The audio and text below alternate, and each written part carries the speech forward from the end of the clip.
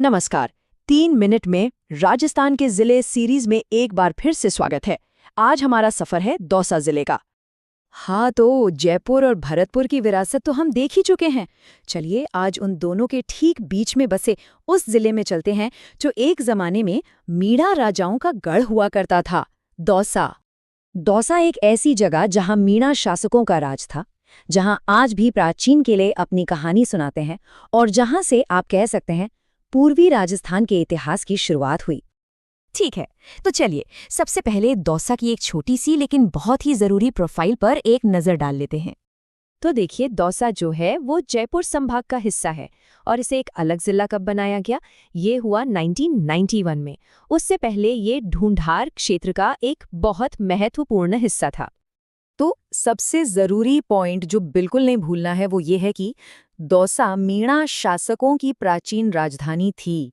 बस ये एक लाइन इसकी पूरी ऐतिहासिक पहचान को समझा देती है। अच्छा, अब आगे बढ़ते हैं और देखते हैं कि यहाँ की जमीन और नदियाँ इसकी कहानी को कैसे आगे बढ़ाती हैं। यहाँ की जमीन काफी दिलचस्प है। ये असल में अरावली पर्वतमाला का ही पूर्वी हिस्सा है। तो यहाँ पर आपको मैदान भी मिलेंगे और पहाड़ियाँ भी। एक मिला जुला सा भूभाग है। अच्छा, एक सवाल सोचकर बताइए, इस क्षेत्र की जीवन रेखा किस नदी को माना जाता है? ये परीक्षा के नजरिए से एक बहुत ही महत्वपूर्ण सवाल है और इसका जवाब है बाणगंगा नदी। ये सिर्फ दौसा के लिए नहीं बल्कि पूरे पूर्वी राजस्थान के लिए एक बहुत जरूरी जल स्रोत है। इसको जरूर नोट कर लीजिए। चलिए अब थोड़ा समय में पीछे चलते हैं और दौसा के शानदार ऐतिहासिक स्मारकों की गूंज सुनते हैं। यहाँ पर दो मुख्य ऐतिहासिक जगह हैं। एक है भांडरेज किला, जिसका संबंध मीना शासकों और मुगल वास्तुकला से है, और दूसरा है आभानेरी, जो अपने विश्व प्रसिद्ध चांद बावड़ी के लिए जाना जाता है।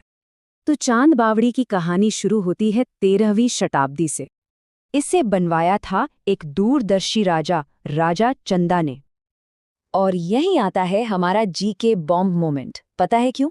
क्योंकि चांद बावड़ी भारत की सबसे गहरी बावड़ियों में से एक है।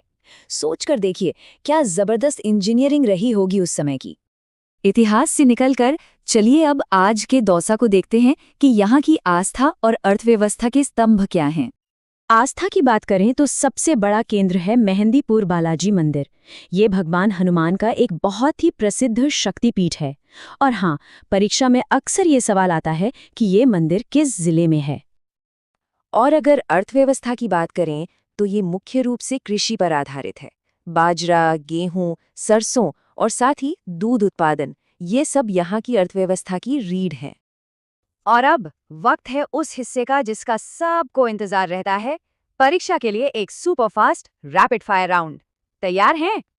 संभाग जयपुर। प्रसिद्ध बावड़ी चांदबाणी। प्रमुख मंदिर मेहंदीपुर बालाजी। नदी बाणगंगा। और शासक समुदाय मीणा। बहुत बढ़िया।